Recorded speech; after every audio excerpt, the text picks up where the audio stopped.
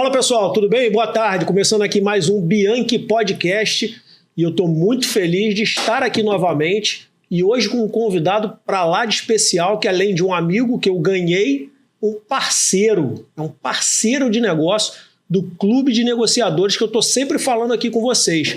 Então eu queria agradecer já de cara a presença do Edilson Antunes de Farias. Obrigado, Edilson, amigo. muito obrigado pela presença. Eu que te agradeço o convite. Que isso, prazer todo meu e estou muito feliz com essa parceria. Pessoal, como vocês sabem, eu gosto muito de dar valor ao convidado que vem aqui e eu gosto de falar do currículo dessa pessoa. Dá uma sacada no currículo do Edilson. Mestre em Ciências Navais pela Escola de Guerra Naval, MBA em Gestão Empresarial pelo Instituto COPEAD, da UFRJ, MBA em Mediação, Negociação e Arbitragem pelo Instituto Latino-Americano de Análises del Conflito, ILACON, / Instituto Belfort, Distrito Federal, / Faculdade SENAC, do Distrito Federal. Possui diversos cursos na área de negociação, inclusive em situações críticas com tomadas de refém. Inteligência e segurança orgânica. Oficial da Marinha do Brasil com vastas experiências nas áreas de defesa, inteligência, segurança, formação de equipes e liderança. Vamos falar muito disso aqui. Exerceu os cargos de comandante e imediato de diversas organizações militares, tendo sido um dos representantes da Marinha do Brasil na coordenação dos 5º Jogos Mundiais Militares de 2011 e chefe de um dos centros de coordenação tática integrada na Copa do Mundo de 2014, realizada aqui no Brasil. Especificamente neste último, foi o responsável pela prevenção e primeira resposta às ações terroristas e de defesa química, bacteriológica, radiológica e nuclear nos estados da Bahia e Sergipe. E o Edilson também é sócio e instrutor oficial do Clube de Negociadores, instrutor no Centro de Instrução Almirante Newton Braga, CIAMB, nas disciplinas de negociação, liderança e gestão de pessoas. E ele também é docente externo da Universidade Estácio de Sá, docente pesquisador nas áreas de negociação, gestão de crise e liderança, mentor e palestrante. Coautor do livro Jogada de Mestre, que eu sempre falo aqui com vocês também. As 48 mais poderosas táticas de negociação. 2 vezes premiado como instrutor padrão pela Marinha do Brasil. Vencedor na categoria Relações Humanas do prêmio Abayomi Academic International Award 2024. Atualmente exerce o cargo de diretor de operações no Clube de Negociadores. Sua área de atuação principal: negociação de bens móveis e imóveis, situações críticas com presença de reféns, resolução de conflitos, gerenciamento de crises, liderança de equipes de alto desempenho. Deixa eu beber uma água, porque... Pode acabar o podcast? Pode acabar o podcast. Depois desse currículo, pode acabar o podcast. Cansei só de falar do currículo do homem. Ó, antes da gente começar, eu falei do currículo dele aqui, eu acho muito importante falar do currículo, porque esse é o Edilson, o que ele batalhou para chegar onde ele chegou hoje. E como vocês sabem, o Bianchi Podcast, ele surgiu com uma finalidade muito prática de trazer conhecimento, para que você tenha um podcast onde você aprenda alguma coisa. Porcaria tá cheio, tem um monte aí na internet. Mas aqui um podcast que eu sempre fiz questão de trazer pessoas relevantes dessas respectivas áreas que eu atuo. Elegância, comportamento, comunicação, futebol, desenvolvimento humano, relações interpessoais. E o Edilson se enquadra em várias delas aqui, além da elegância também. Então... antes de eu começar falando com o Edilson, fazer a primeira pergunta, eu quero agradecer muito e mandar um abraço grande para o pessoal da Di Francesco, que é um parceiro meu aqui do Bianchi Podcast. E você que está assistindo o Bianchi Podcast, me siga nas redes sociais, @MarceloBianchi, e você tem 20% de desconto. Nós estamos falando de uma alfaiataria, gente, com quase 40 anos de mercado. É uma família. Seu Francesco, Dona Lúcia, Felipe... Então eu estou muito agradecido por essa parceria, pela confiança e ó, mais um cliente aqui, certamente para vocês, porque gosta de se vestir bem também. Tá bom, gente? Muito obrigado pela parceria. Edilson Antunes, a primeira pergunta que eu faço para você, ela é a mesma que eu faço para todos que vêm aqui. Tem mais a ver com um cunho filosófico, bem pessoal e não muito profissional. Edilson Antunes, quem você é? O que você ama e o que você traz à mesa do Bianchi Podcast? Bom, vamos lá. Então, antes de falar isso, primeiro, obrigado pela gentileza do convite. O problema é quando lê muito currículo, lê o currículo muito grande assim, fala um pouco da jornada que a gente percorreu e acaba falando um pouquinho da nossa idade também. Então, a gente já está com uma idade um pouco mais avançada, né? Mas, assim, para te responder assim, o que você está me perguntando, eu gosto sempre de começar, quando eu vou fazer alguma palestra, alguma mentoria, com um pensamento, né? Eu fiz uma pesquisa há algum tempo na internet e fiz uma pergunta. Quantos livros diferentes existem no mundo? Tá? E a internet me respondeu, né? O Google me respondeu que eles fizeram esse levantamento em 2010, ou seja, tem 15 anos, que existiam 130 milhões de livros de assuntos distintos. Né? Se a gente fizesse aqui, vamos pensar em algumas hipóteses, que elas não são verdadeiras, mas elas validam o pensamento. Vamos imaginar que todo o conhecimento do mundo está nesses livros, e a gente sabe que não está, porque existem teses, existem muitos outros papers que têm muito conhecimento que não está publicado em livro. Um segundo argumento. Vamos imaginar que nada mais foi produzido desde 2010. Então passaram-se 15 anos e nenhum conhecimento mais foi produzido. Ou seja, vamos dizer que a resposta fosse: todo o conhecimento do mundo está em 130 milhões de livros. Se a gente se pusesse para ler um livro por dia por 80 anos, um livro por dia, então comecei e terminei o livro. Em 80 anos, com a conta de padeiro aqui, 29.200 livros. Isso dá 0,023% do conhecimento que existe nesses livros. Então, o que isso mostra? Que a gente desconhece muito mais coisas do que a gente conhece. Sem dúvida. E eu acho que esse é o ponto principal. Então, eu sou uma pessoa que eu gosto muito de aprender. Eu sei que eu tenho muito mais para conhecer do que eu conheço. Isso é um pouco do que eu sou. Das coisas que eu amo na minha vida, em primeiro lugar, a minha família. A minha esposa Adriana, as minhas filhas Gabriela, Mariana e Juliana, elas realmente são os meus pilares que nos momentos mais difíceis conseguem me sustentar. E foram vários os momentos difíceis numa jornada como você falou aí. O que eu posso trazer aqui para a mesa do Bianchi Podcast? Provavelmente algumas reflexões.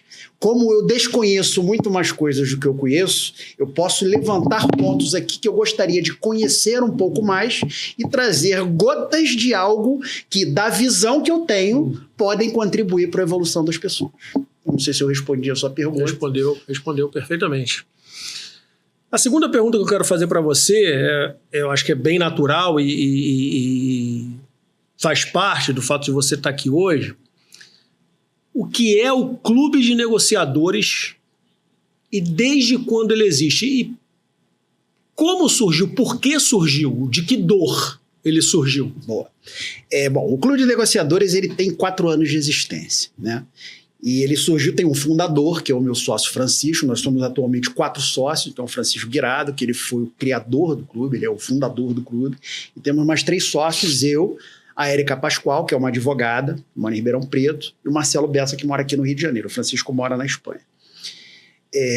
Tanto o Francisco quanto eu, a gente não se conhecia, nós não nos conhecíamos, mas nós compartilhávamos de dores similares. E a gente via que as pessoas tinham dificuldade de conseguir ter bons resultados nas interações humanas que faziam.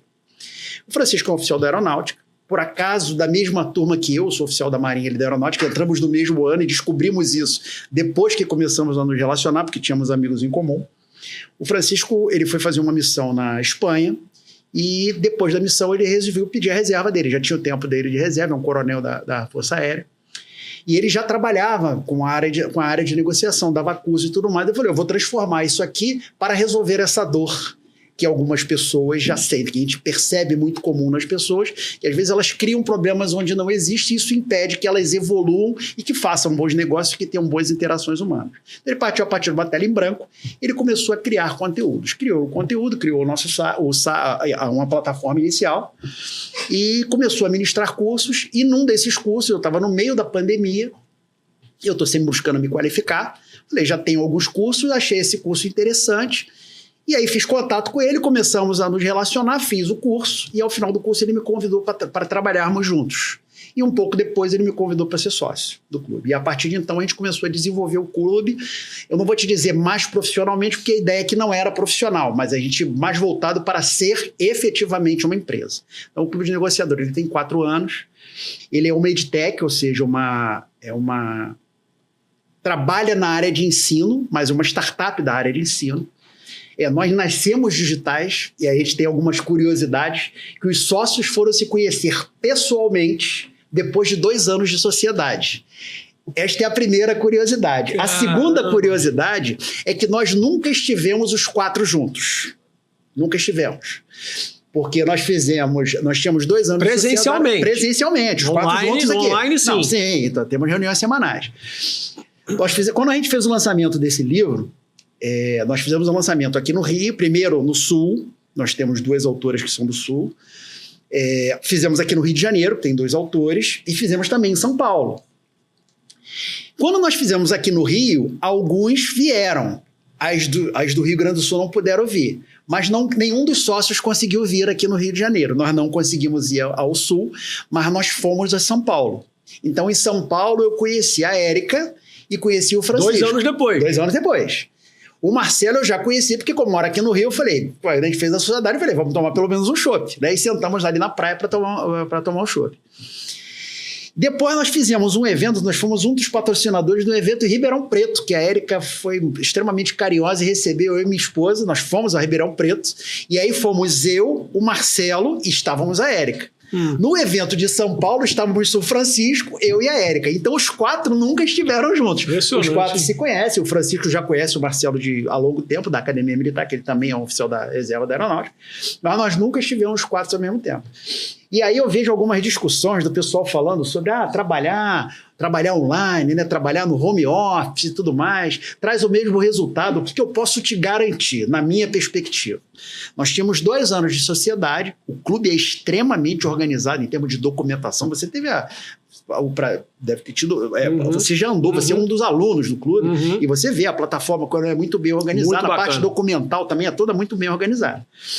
E temos reuniões semanais dos sócios, temos um ótimo relacionamento, que é uma coisa dificílima de você conseguir com pessoas que não se conhecem ali no CPF. Quando nós fomos para São Paulo, eu propus que nós fizéssemos 2 encontros presenciais de trabalho, para a gente trabalhar efetivamente. Então, alugamos uma sala e fizemos o primeiro dia 3 horas de encontro, na primeira hora para a gente falar da gente, para a gente se conhecer um pouco melhor, e 2 horas trabalhando. E no dia seguinte, 2 horas trabalhando. Dessas 4 horas de trabalho, nós fizemos mais do que o dobro do que nos 2 anos anteriores nós tínhamos feito. E trabalhar o quê? Em termos de visão da empresa, de como a gente ia reorganizar a empresa, estruturar melhor a empresa. Então, muito do resultado que nós obtivemos foi por conta disso. Então, o clube ele trabalha diretamente nas áreas de negociação, ele leva o nome de Clube de Negociadores, e a gente inicialmente trabalhava somente isso, mas a gente começou a ver que existe uma área lindeira, uma área comum, com diversas outras atividades, e que, na verdade, a negociação é um ponto de aplicação de um grande conjunto de habilidades que você desenvolve, tanto habilidades técnicas quanto comportamentais. E aí nós começamos a fazer a aplicação disso. Então, hoje o clube ele trabalha a parte de negociação, toda a parte de negociação, habilidades comportamentais, liderança, gestão de conflitos e gestão de crises. Esse é o grande foco nosso. Trabalhamos na área do B2C, então como cliente, mas também trabalhamos muito fortemente na área do B2B. Temos aí governos, temos diversas entidades de empresas que são clientes nossos, e o NPS do clube é altíssimo. A gente bate praticamente 100, porque até hoje, graças a Deus, não houve uma única pessoa que não tenha simplesmente adorado os cursos e mentorias que nós fazemos. Pô, que bacana, né? E num curto espaço de tempo, o crescimento exponencial significativo, né? Sim, nós dobramos em um ano, na parte de faturamento, no ano passado, nós praticamente dobramos o nosso faturamento. Pô, que bacana, muito bom. Mas tem muita coisa para acontecer ainda. Vai acontecer, com certeza. Eu queria falar um pouquinho, começar entrar um pouco nessa questão de liderança. Na minha humilde visão, assim, acho que nós vivemos uma crise mundial de liderança. E eu acho que no Brasil a coisa fica mais exacerbada, principalmente, porque aqui é tudo realmente muito mais confuso, muitos interesses. Mas é nítido que a gente vive uma crise de liderança muito grande no mundo inteiro. Eu queria um pouco a tua visão com relação a isso, se é pertinente de fato, se realmente vivemos essa crise. E por quê? O que está acontecendo com o mundo em termos de liderança? Porque eu lembro que uns anos atrás, eu tenho 54 anos, e eu lembro que há uns anos atrás, a gente tinha alguns líderes assim, muito visionários, a gente tinha uns marcadores muito certos assim, de determinada pessoa, o presidente do país tal, o primeiro-ministro do país tal. Você tinha, assim, pessoas que você... Pô, esse cara é um grande estadista, é um grande líder, um grande... E ao longo da história tivemos vários, né? Mas o que eu percebo é que de uns anos para cá, eu não consigo enxergar isso. Eu acho que está tudo muito confuso. Eu queria a tua visão sobre isso, que você desse uma explanada assim... Deixa eu contar primeiro uma história para vocês, que eu gosto sempre de contar, porque ele é um anti-exemplo, né? Eu, em determinada vez, estava trabalhando numa certa área, e aí uma determinada autoridade estava chegando, e eu já conhecia de algum tempo, e a gente bateu um papo, e aí nós andamos, esse episódio, bom, deixa eu contar primeiro o caso, depois eu conto o nome que eu batizei o episódio, e o pessoal que me conhece, quando eu falar isso, vai dar risada, porque sabe do que eu estou dizendo. Então nós chegamos de um determinado ponto, era uma área de um estacionamento, e a gente estava caminhando para um local que era como se fosse um grande galpão. Ele queria olhar algumas coisas que estavam nesse galpão. E a gente tinha tido uma visita e tudo mais, e essa pessoa virou para mim e falou: "Oi, como é que estão as coisas?" Eu falei: "Tá tudo bem, tá tudo caminhando. Tudo certo. A visita foi tudo bem, foi tudo bem." Falei: "Isso, nós temos que comemorar." Aí começou a falar: "Nós temos que comemorar nossas vitórias." E passou 25 metros, que era a distância que separava esse local do estacionamento até o local onde nós estávamos indo, falando sobre características que o líder devia ter, porque devemos fazer isso, fazer essas coisas, o nosso pessoal, falando tudo mais. E aí ele chegou, fez o troço lá, e aconteceu um pequeno incidente. E quando aconteceu esse incidente, a reação que ele teve contradisse tudo aquilo que ele fez nos últimos 25 metros que ele tinha percorrido. A ação que ele teve, a reação que ele teve com uma determinada pessoa. Esse episódio ficou conhecido como os 25 metros de liderança, porque ela só durou 25 metros. Então, assim, muito do que você está me dizendo, eu concordo contigo. Eu acho que a gente está vivendo um grande vazio de líderes, né? Um grande vácuo de líderes, eu acho que é bem adequado. Eu acho que ainda existem líderes, mas eu vejo isso de uma forma um pouquinho diferente. Eu vejo que isso é uma manifestação de perda de valores, né? Porque a história, se eu pegar uma garrafa de água e apertar uma garrafa de água, o que vai sair dela é água. Não vai sair suco, não vai sair refrigerante, vai sair água.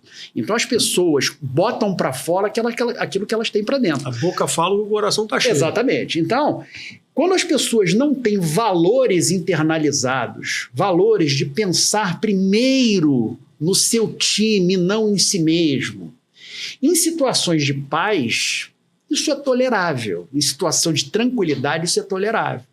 Porém, quando a coisa aperta um pouco mais e você tem uma crise, a pessoa volta ao que ela é de fato. Ela tem que botar para fora o que ela é.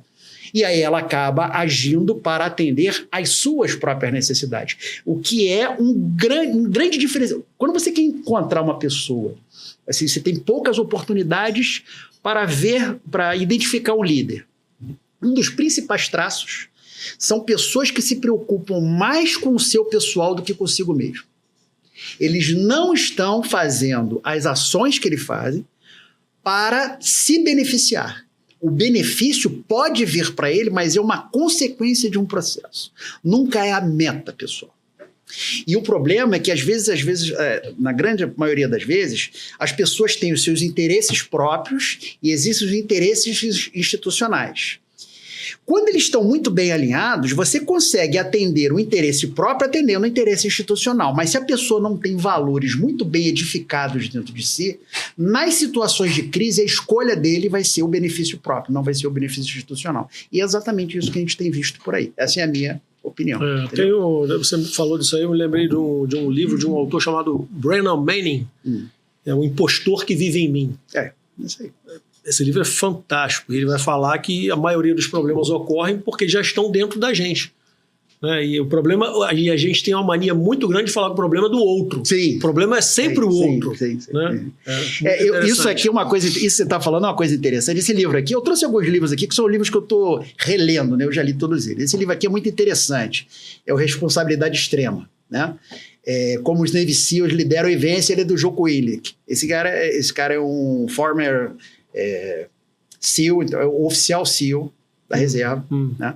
E hoje ele tem uma empresa. SEAL são aquele grupo americano lá. Isso, de mergulhadores de combate de operações especiais, que são mergulhadores. Todo mundo fala ele que saiu o Team Six, que prendeu, que encontrou Osama Bin Laden. Sei, eu lembro disso. Ele fala uma coisa muito interessante e eu concordo integralmente com ele. Ele diz que a nossa vida, nossas empresas, não diferem em essência do que acontece em combate. A diferença é que em combate as coisas acontecem mais rápido e a repercussão é maior. Então, o que você vê num combate, você pode perder vidas, você pode perder uma empresa. Exercer a liderança nas Forças Armadas, em situação de paz, não é complexo. O difícil é quando vira complexo. Porque para quem desenvolve uma liderança que é meramente transacional, ou seja, eu faço alguma coisa esperando receber algo de troca, o que você pode oferecer em retorno à vida da pessoa? Nada. Não tem nada que você consiga oferecer. Então, o estilo de liderança que a gente tem, é claro que ele está muito atrelado à situação, porém, ele tem que ser algo maior, muito maior do que a simples transação. A simples, você faz isso por mim, eu te dou aquilo de volta. Né? Não vai funcionar. E é isso que a gente tem visto muito por aí. É verdade.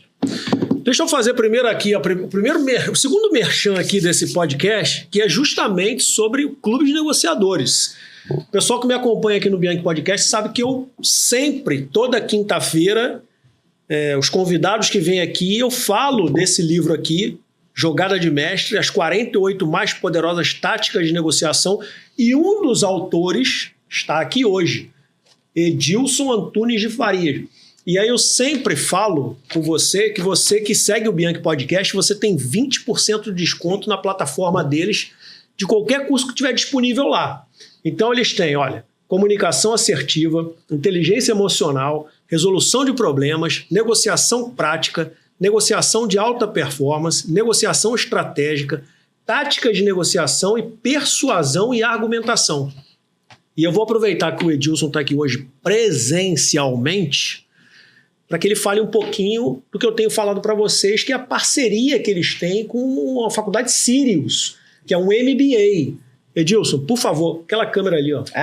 Nós já tínhamos o MBA no ano passado, nós fizemos já uma pós-graduação no ano passado, a partir da Unisaúde, com a parceria com a Unisaúde, mas nós recebemos uma proposta da Faculdade Sirius, que ela foi considerada pela Forbes uma das 15 edtechs mais promissoras da América Latina e pela HoloIQ como uma das 100 melhores de toda a América Latina. Então nós fizemos uma parceria com eles e aí desenvolvemos o MBA completamente novo, em que você vai mesclar conteúdo já pré-embarcado numa plataforma que a pessoa pode acessar 24/7, ou seja, qualquer local, pode ir ouvindo. Às vezes, quando eu pegava o metrô, às vezes eu botava e ia ouvindo conteúdos, porque ele permite fazer isso a qualquer momento. A gente mescla isso com 25 mentorias ao vivo que nós fazemos, então são encontros quinzenais, com 2 horas de duração. Então tem uma grade com as diversas disciplinas e a pessoa estuda aquele material, vai ouvindo e a cada 15 dias ele tem uma reunião com a gente virtual, ao vivo, em que nós repassamos os principais pontos e fazemos uma coisa que é muito rara hoje em dia. A gente traz uma aplicação prática daquilo que a pessoa aprendeu. Então, nós não acreditamos no ensino meramente que a pessoa lê e está tudo aprendido. Não, a gente bota as pessoas em situações práticas em que ela vai exercitar aquilo que ela aprendeu. E depois a gente faz uma mentoria sobre os resultados. Que é a melhor maneira de fixar, né, o conteúdo. Exatamente. Né? Muito legal, muito legal. Então, essa parceria que nós fizemos, uma parceria que está sendo muito bacana, é muito promissora, já estamos com diversos alunos, e aí a gente está fazendo uma coisa um pouquinho diferente. Tinham me pedido para fazer o pessoal lá de marketing fala, poxa, vocês podiam fazer uma masterclass e tudo mais, mas a gente percebe que as pessoas às vezes têm uma objeção e falam, tá bom, na masterclass é tudo preparado para isso, né? É a campanha política, né? Então todo mundo preparado para fazer isso. Eu falei, eu não vou fazer essa masterclass. O que nós decidimos? Nós pegamos a primeira aula do MBA, é aula valendo, então já tem os alunos que vão estar lá dentro. Essa aula vai ocorrer na próxima terça-feira, dia 25 de março, às 19 horas. E nós estamos permitindo que as pessoas que não são alunos entrem como ouvintes, para ver como funciona na prática. Certo? Então, você que tem interesse, vai ser deixado na descrição desse podcast, quando estiver no YouTube, um link para você se cadastrar e não vai pagar absolutamente nada. Não vamos pedir cartão de crédito, Pix, absolutamente nada. A gente só precisa que você clique nele para preencher com seus dados para eu poder te mandar o link para você assistir a aula. 19 horas, tem 2 horas de duração, 19 às 21 da próxima terça-feira, dia 25. Estou te esperando por lá. E aquela história, se gostar no final, a gente ainda tem uma oferta que você pode te motivar a você tomar uma decisão que certamente vai modificar a tua vida. Junto com esse MBA, ele é certificado pelo MEC, então o certificado dele é reconhecido pelo MEC.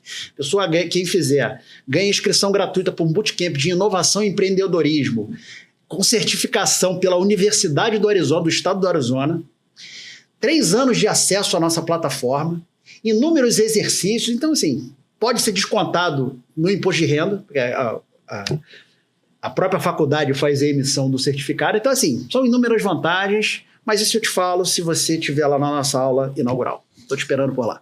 Muito bom. Pessoal, siga lá o Bianchi Podcast, clubedenegociadores.com e não perde essa oportunidade, porque isso aí realmente é um negócio muito bacana que vai fazer você crescer muito na sua área. Teve uma menina, desculpa te interromper, teve uma menina, a gente fez mensalmente eu faço um evento, né? E aí você estava no último, até, que foi sobre carreira. Foi. Como evoluir na carreira. Aquele online. Isso, aquele online. Foi. E aí, uma das meninas, você deve ter presenciado quando ela falou isso. Ela se inscreveu para fazer o MBA e o que aconteceu? Pelo fato dela ter se inscrito, ela ganhou uma bonificação no trabalho que ela estava. Então, só de bonificação, ela já pagou o MBA. O MBA saiu de graça para ela, só por ter dito que está fazendo o MBA no Clube de Negociadores com certificação reconhecida pelo MEC. Então, sensacional. Tô te dando a dica. Fica a dica aí, galera. Edilson, no seu livro Jogada de Mestre, você faz uma diferenciação entre tática e estratégia. Boa. Explica melhor isso. Olha lá. O que é uma tática, né? Então, vamos pensar, acho que fica mais fácil a gente imaginar um contexto para tentar explicar. Vamos pensar o contexto da Segunda Guerra Mundial. Então, você tinha diversas batalhas que estavam acontecendo na Europa. Vamos pensar na Batalha da Normandia. Se você pensar na Batalha da Normandia, aquilo ali, a forma pela qual os desembarques aconteceram na Normandia, seria a tática, seria a execução daquele desembarque.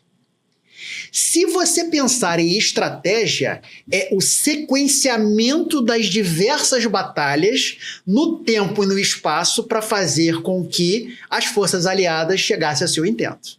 Então, o que é uma tática? Na verdade, é uma técnica de negociação aplicada de forma consciente. Para quê? Sabendo que ela gera algum risco e que traz vantagem unilateral para uma das partes. E a estratégia é a articulação de todo o processo no tempo e no espaço para permitir que você atinja os seus objetivos. Então, se você imagina assim, uma negociação multilateral, Ok? Numa negociação multilateral, com quem eu falo primeiro? Isso é estratégia. A forma pela qual eu conduzo o contato que a gente está tendo aqui na negociação. Isso é a tática. Você assistiu aquele acontecimento com Zelensky e com Trump lá na... O que você achou? Qual deles? O da Casa Branca? Ali tem vários pontos, né? E ali eu fiz até algumas postagens falando sobre isso, né? O que aconteceu ali? Primeiro, um cuidado que a gente sempre diz, que negociação deve ser conduzida por negociadores profissionais, né? E normalmente não, a gente não recomenda que decisores estejam sentados à mesa de negociação. Por quê? Porque eles naturalmente vão tirar o poder de quem está negociando. E se eles disserem não, está dito não e é difícil de reverter. Então você deixa o decisor num plano superior para ele apenas tomar a decisão e deixa os negociadores em si trabalharem, porque eles trabalham tecnicamente. Ali foi um encontro que ele já começou um pouco torto. Por quê? Aquele encontro aconteceu no Oval Office. Aquilo ali é um lugar extremamente formal. Quando você vai lá, você tem uma recomendação, inclusive, de trajes. E o que aconteceu? Já é meio intimidador, né? Pois é. O Zelensky ele não compareceu no traje que foi previsto. Ele só anda daquele jeito. Certo. Sempre anda... Mas ali, isso é considerado um local icônico. Então isso aí já é considerado um certo desrespeito. Um código de etiqueta. O famoso dress code. É isso aí. Então ele já não obedeceu isso. E aí estava tudo bem até as coisas estavam... Eles estavam conversando sobre o apoio que os Estados Unidos iam prestar para ele e a contrapartida que a Ucrânia daria, que era o direito à exploração de terras nobres, de metais raros, né? Das terras raras deles. E isso estava tudo certo, que era uma contrapartida por tudo que o americano disse que já investiu e tudo mais. Ok. E aí houve um pequeno atrito entre o Zelensky e o vice-presidente. E no momento que esse atrito aconteceu, o Zelensky, o vice-presidente fez uma pergunta, fez um questionamento em relação ao traje dele. Isso muito pouca gente percebeu. Só que, quando ele fez o questionamento sobre o traje, a resposta que o Zelensky deu, que é o segundo ensinamento que a gente fala muito bem a nossa língua. Por mais que você seja fluente em outra língua, você tem que tomar cuidado, porque tem determinados signos, né, palavras, que elas podem ter interpretações distintas. A resposta que o Zelensky deu foi em relação a custom, que é uma das formas de você traduzir o terno. Mas para o americano soa como fantasia. Então ele fez uma pergunta sobre o terno e recebeu: eu vou botar uma fantasia quando a guerra tiver acabado aqui igual a vocês. Aí ia explodir a guerra. Né? E aí as tensões começaram e o Zelensky começou a crescer na posição e veio dizer o que os Estados Unidos, como eles se sentiriam, e aí o Trump teve que intervir. Efetivamente, ele é uma pessoa que ele tem um trato um pouco mais assertivo, né, bastante assertivo, por sinal, muitas vezes agressivo, e falou que os Estados Unidos estavam muito bem, e a partir daquele momento ali ele falou que, bom, acabou o acordo, o Zelensky foi convidado a se retirar do Oval Office e não teve nem almoço naquele dia, foi embora. Talvez, e aí muito talvez, né? O Zelensky, isso saiu um pouco do controle, ele acreditasse que a Europa ia comprar o barulho dele e ia dar o mesmo suporte. Entendi. Porque, assim, foram várias as declarações positivas, mas na realidade, desde a Segunda Guerra Mundial, o que aconteceu? Quem financia boa parte da defesa é o americano, na OTAN. A maior parte do recurso vem de lá. A maior parte das armas vem dos Estados Unidos, da indústria de armas. Então a Europa não tinha como dar esse suporte. Para o bem, para o mal. Para o bem, para o mal. Certo? Então os Estados Unidos, a Europa não tinha como dar esse suporte para ele. A Europa passa por uma crise. Tem várias crises que estão eclodindo lá. E agora vão ter que voltar ao back to the basics. Então, eu vou começar a investir novamente. Se você lembrar, no primeiro mandato do Trump, teve uma reunião que ele fez na OTAN, e isso foi filmado, que ele dizia que ele não via o menor sentido em ele ser o principal financiador da OTAN, e os países que compunham a OTAN estavam dando dinheiro, alimentando o maior adversário que eles tinham, que era a Rússia, com a compra do gás. Há pouco tempo ele voltou a falar isso. Então ele falou, não faz sentido eu botar dinheiro aqui para vocês se defenderem de alguém que vocês estão alimentando com dinheiro. Então, assim, foi uma situação bastante difícil. Obviamente, depois os ânimos arrefeceram. O Zelensky, ele percebeu que ele tem uma grande dependência, efetivamente, dos Estados Unidos. E veja bem, eu não estou discutindo aqui Eu estou falando de uma forma muito objetivista, né? Governos não produzem riqueza, isso é um fato. Governos retiram riqueza do cidadão, das empresas, para fazer os seus projetos. Se a gente pensar nisso, e aí uma pessoa estava conversando comigo, eu falei, concordamos nesse ponto, que governos não criam riquezas? Eles não geram riqueza, eles tiram do cidadão e da empresa, tiram da sociedade. Se ele faz isso, por que você acha que o cidadão americano tem que pagar pela guerra da Ucrânia? É uma coisa objetivista, isso, muito objetivista. É claro, existem outras razões de você procurar o equilíbrio global e tudo mais, não estou falando, mas falando de uma forma bastante objetiva, quem está botando dinheiro lá é o cidadão americano. Sem dúvida. É?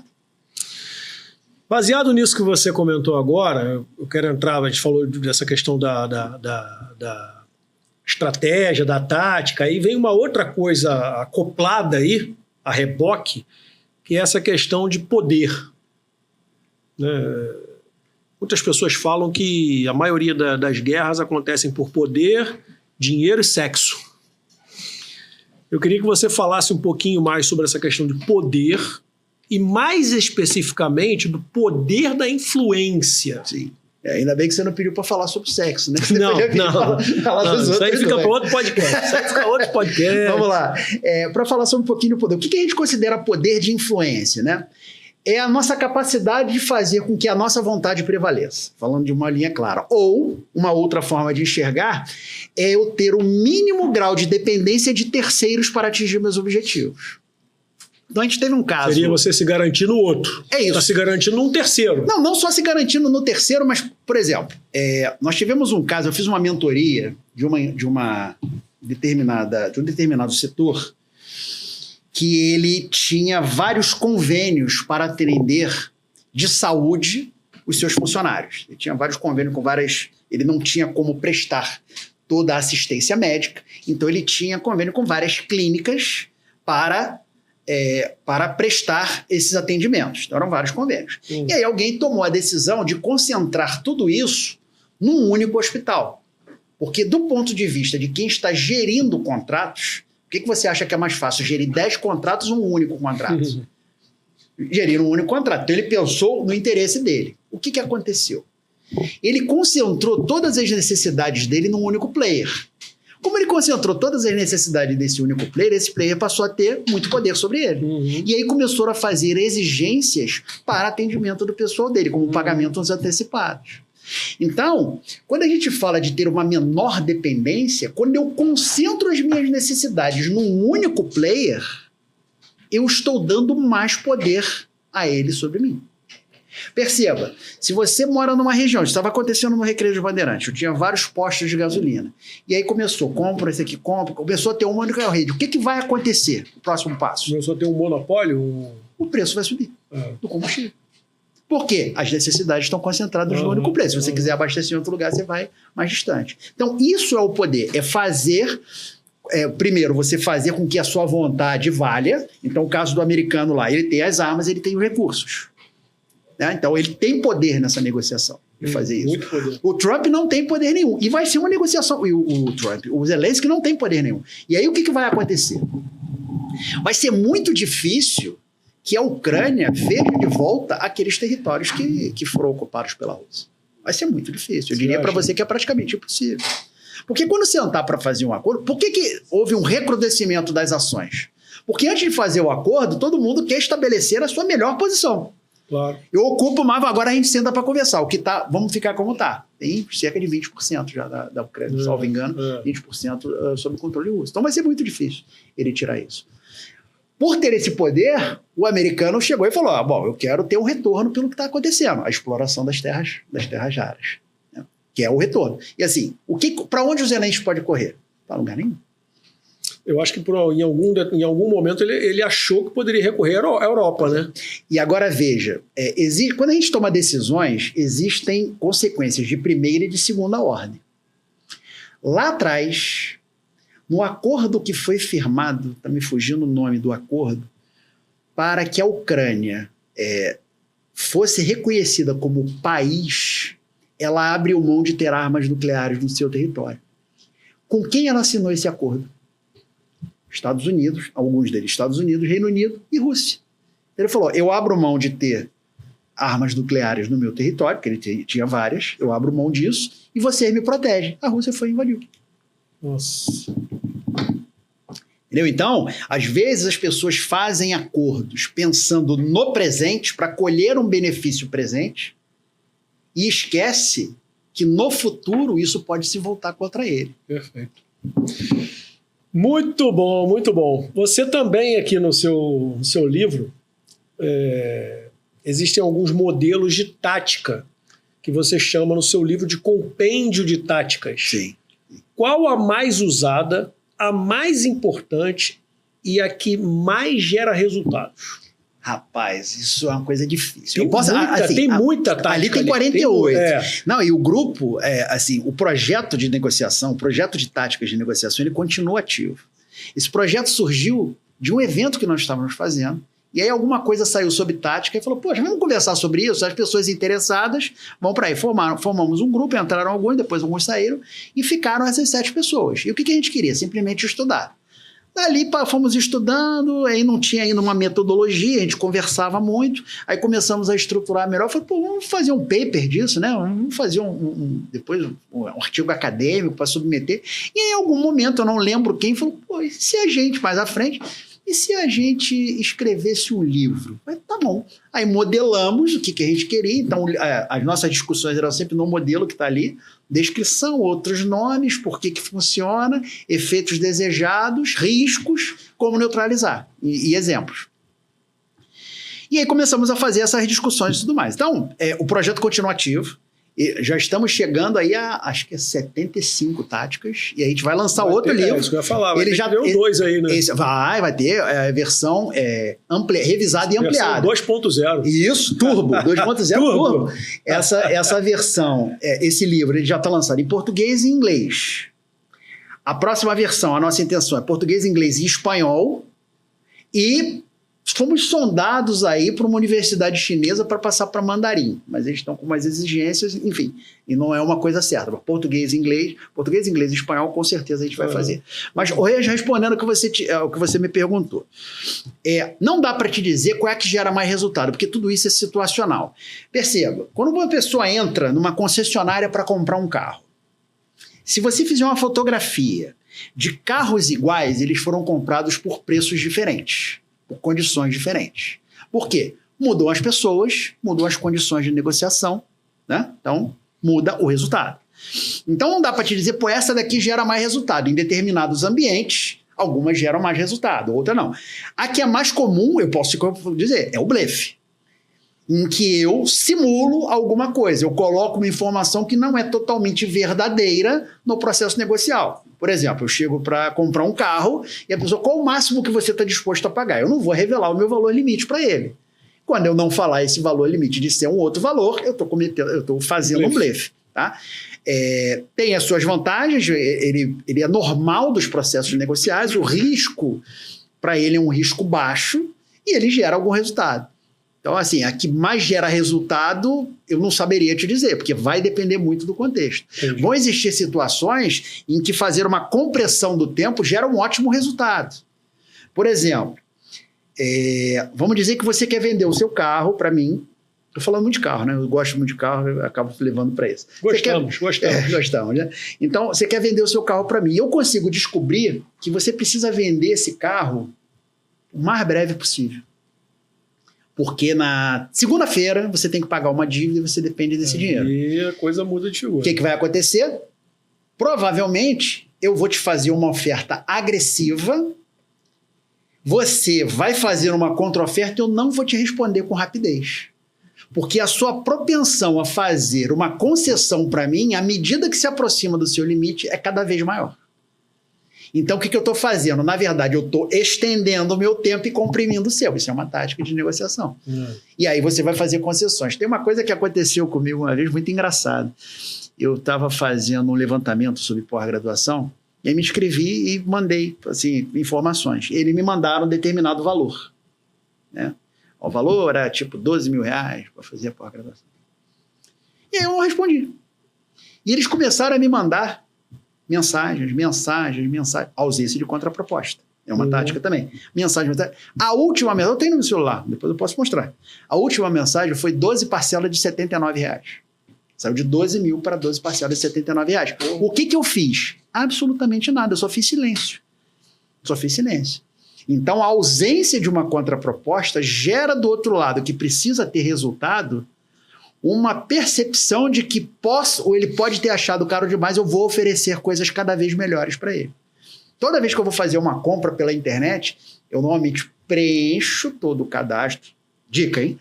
Preencho toda a parte do cadastro e não finalizo a compra. E não finalizo a compra. Doido com isso. Aí eles entram em contato.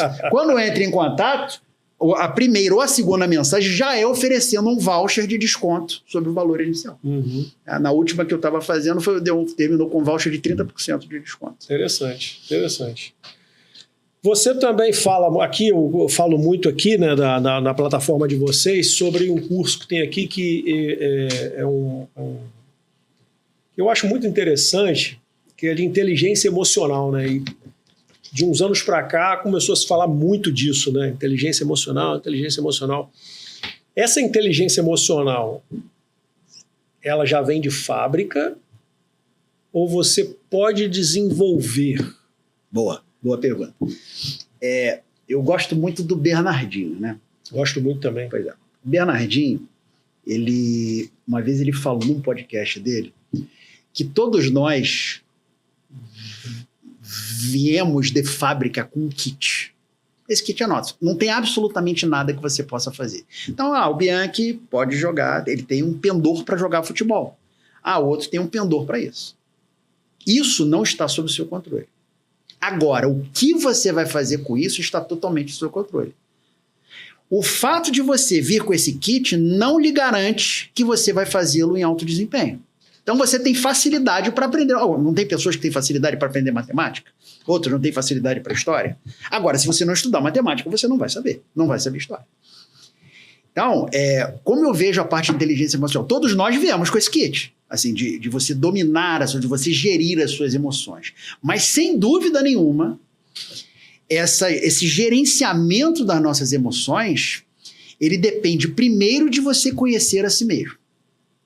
E depois de um conjunto de técnicas pela qual você desenvolve essa capacidade de gerenciar não só gerenciar as emoções num ambiente, que a gente chama de gestão de emoções, ou do próprio autocontrole, né? Que é a gestão das próprias emoções.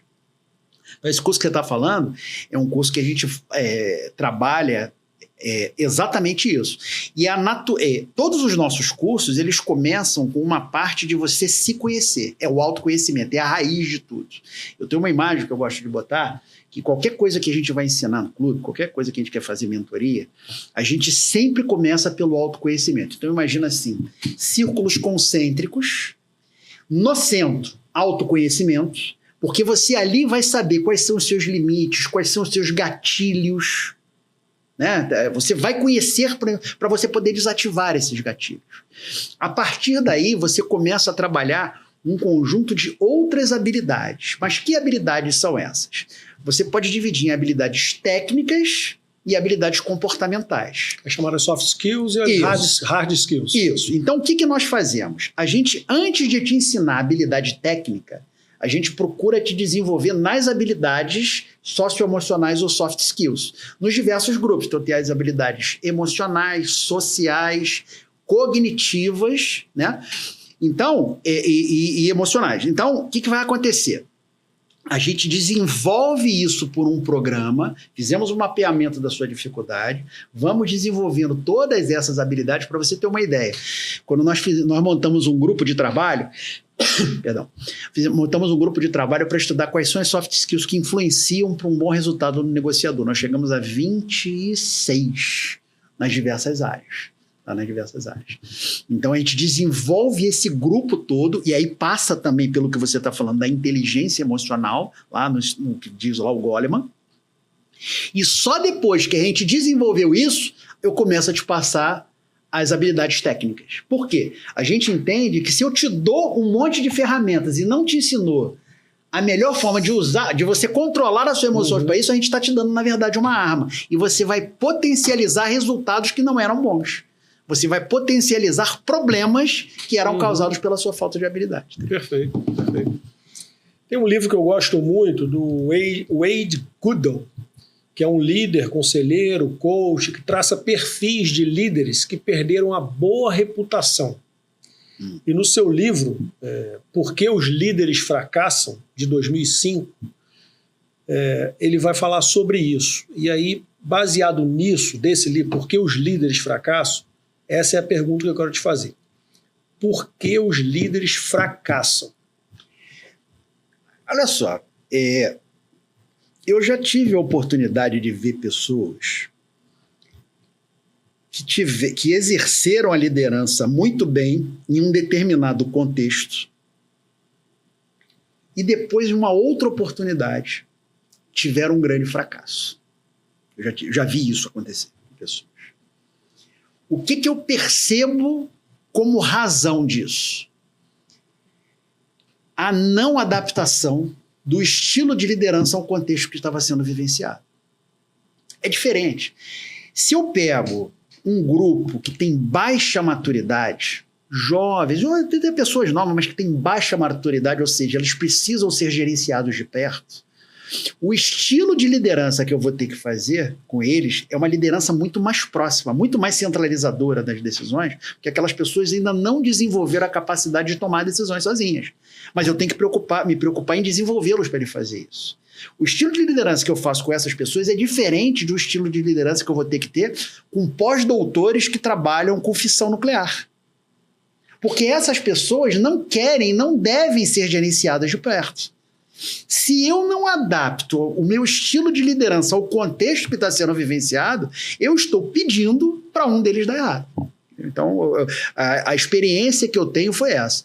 E o grande ensinamento que isso me trouxe na prática é que a verdadeira liderança é situacional. Vão existir momentos que você vai ter que vai estar mais próximo, vai ter um momento que você vai ter que ser mais delegativo, vai ter que ser outro que você vai ter mais participativo. Deixa o pessoal fazer e você está ali só para gerenciar como técnico de futebol. E aí eu acho que acaba caindo no que a gente estava falando anteriormente, né? Você precisa ter essa inteligência emocional para ter essa sagacidade de quando aplicar, quando retroceder, quando avançar, entender essa situação, né? É isso. Muito principalmente legal. Em situações de crise. A gente usa, o Clube de Negociadores é representante de um teste chamado Style Matters, né? Esse teste foi desenvolvido pelo Ron Crabbe, é um americano, e ele tem validação científica, e ele é diferente dos demais testes. Ele mensura, ele identifica o seu perfil para lidar com conflitos. Então, diferentemente da grande maioria dos testes, ele te bota em duas situações diferentes. Uma situação de calma e outra situação de estresse.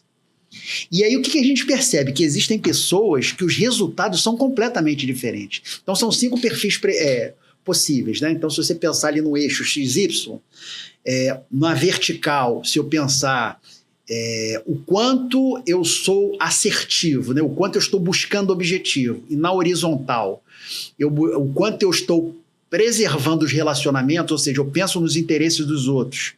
Mesmo quando eu estou pensando nos meus, eu também penso nos deles. Você tem 5 grandes perfis. Quando você maximiza só resultado, você só pensa em resultado, você é um perfil competitivo. Quando você só pensa em relacionamentos, você é um perfil prestativo. É aquele que abre mão de atingir os objetivos porque os outros atingem os deles. Quando você procura maximizar ambos, você tem um perfil chamado colaborativo. Quando você dá baixo valor a ambos, você tem um perfil evasivo. Sabe aquela pessoa que não quer decidir? Eu não quero ver? É o perfil evasivo. E um perfil no meio, é o meio campo ali, que é o conciliador. Decidir, alguém vai decidir por ela. Pois é. E o perfil conciliador. E diferentemente do que a gente pode imaginar, embora todos nós tenhamos um prevalente e um recessivo, ou seja, aquele que entra no automático, se eu não tomar cuidado, e aquele que eu nunca vou adotar, esse teste ele mostra isso em pontuações. E a gente consegue identificar quando você tem dificuldade de fazer a transição de um para o outro. E o que seria essa transição? É você usar de forma intencional o estilo que te traz melhor resultado. Então, quando essa pontuação entre eles é igual ou superior a 4, quer dizer que você tem dificuldade de atingir. Então, por vezes, vamos imaginar aqui que eu vou sair uma comemoração com a minha esposa. Esse ano, aliás, Adriana, grande beijo para você. Estamos comemorando 25 anos de relação. Comemoramos 11 de casado agora. Parabéns. Então, vamos dizer que a gente resolveu sair à noite. Ela gostaria de ir ao teatro, eu gostaria de ir ao cinema. Então, quando eu paro para pensar é o seguinte, poxa, eu posso entrar numa disputa, né? Poder nosso ali equilibrado, eu e ela, podemos entrar numa disputa. Mas o que é mais importante para mim? É o que eu vou assistir ou com o que eu vou estar presente? Tá? Então, para mim, é mais importante a presença dela. Então, neste caso, o perfil que eu tenho que adotar de forma consciente é o que? O prestativo. É aquele que eu abro mão do meu objetivo, que era eu ao cinema, para atender o objetivo dela, que é o teatro. Entendeu? Uhum. Então, e esse é uma grande jogada. E aí você veja como essas duas áreas que eu te falei, que existe uma interseção muito grande entre a liderança e a negociação, olha como isso é aplicável no nosso dia a dia. Eu acabei de dar um exemplo de algo que a gente ensina nas negociações aplicado numa situação caseira. E relacionamento é muito disso, né? É uma coisa muito intercambiável, né? Isso. Uma hora você tem que ceder, uma hora a outra vai ceder e tem que ser assim, né? E não existe o melhor estilo. Não existe. Porque, por vezes, você falou do evasivo, né? E a forma que você falou, a pessoa que está assistindo pode falar, pô, então ele está achando que o evasivo é ruim. Não. Se nós dois, imagina que a gente está com um grande projeto, tá? O projeto é fazer essa mesa. A gente está aqui no início dela. E a gente começa a discutir por quem vai ficar em tal posição. Cara, eu vejo que isso naturalmente vai ser resolvido no decorrer do projeto. Eu não entro nessa discussão. O que eu estou fazendo? Sendo evasivo. Vamos discutir isso depois? Vamos começar a produzir, depois a gente vê se fica melhor para você desse lado. Vamos começar? Pronto. Eu fui evasivo. Eu te induzia a ser evasivo também. E a gente andou. Então, o uso consciente ele é importantíssimo nas nossas relações pessoais e nas nossas relações profissionais. E, claro, nas negociações. Perfeito. 1 Coríntios 10, 12 diz assim: aquele, pois, que pensa estar em pé, veja que não caia. A Bíblia é muito sábia, né? Impressionante. As tentações, as cobiças, elas vêm. Qual a estratégia ou tática mais indicada para que não caiamos nesses laços? Aí eu acho que não é estratégia, é você olhar para os seus valores. O que acontece? A gente deixou isso muito claro na nossa empresa. Se você entrar, tem um dos campos lá que a gente mostra quais são os nossos valores da empresa. Então, por exemplo, nós não temos braço curto. A gente faz o que deve ser feito para as coisas funcionarem. Então, por exemplo, eu sou um dos sócios da empresa. Se você pegou e mandou uma mensagem para mim que você está com uma dificuldade, posso não ser eu o responsável por fazer isso. Eu vou te dar uma resposta. Já aconteceu de pessoas terem dificuldade, conseguiram meu telefone. Eu estava indo para a academia 8 horas da noite de uma sexta-feira.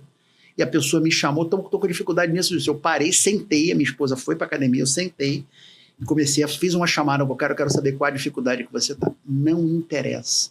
Aqui o foco está no cliente. Então, e assim, é muito interessante isso que você falou, porque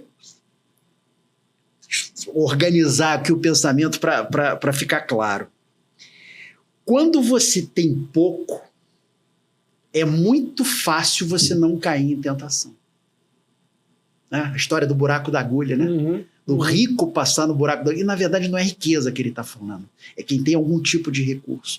Mas por que é mais fácil um camelo passar por acho que eu dito esse, né? Por um buraco de uma agulha do que um rico entrar no céu? Isso é uma aversão à riqueza? Não. É porque esse que tem muito está cheio de tentações à volta dele. E você resistir a essas tentações é muito mais complexo quando você dispõe de recursos para aproveitá-las. Para outras pessoas isso não vai ser um desafio.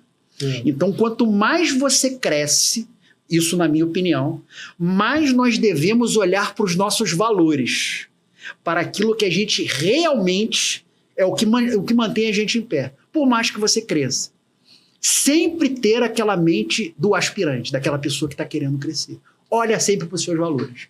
Dessa forma, a probabilidade de você cair é muito menor. Veja o que acontece com jogadores, você trabalha muito com jogadores de futebol. A pessoa, às vezes, vem de uma situação extremamente humilde e de um momento para o outro recebe uma grande quantidade de recursos. Olha como é difícil ele se manter na linha, porque mudou demais para ele. Uma mudança E ele muito tem que ter abrupta. alguém ao lado dele para fazer ele não esquecer as origens dele.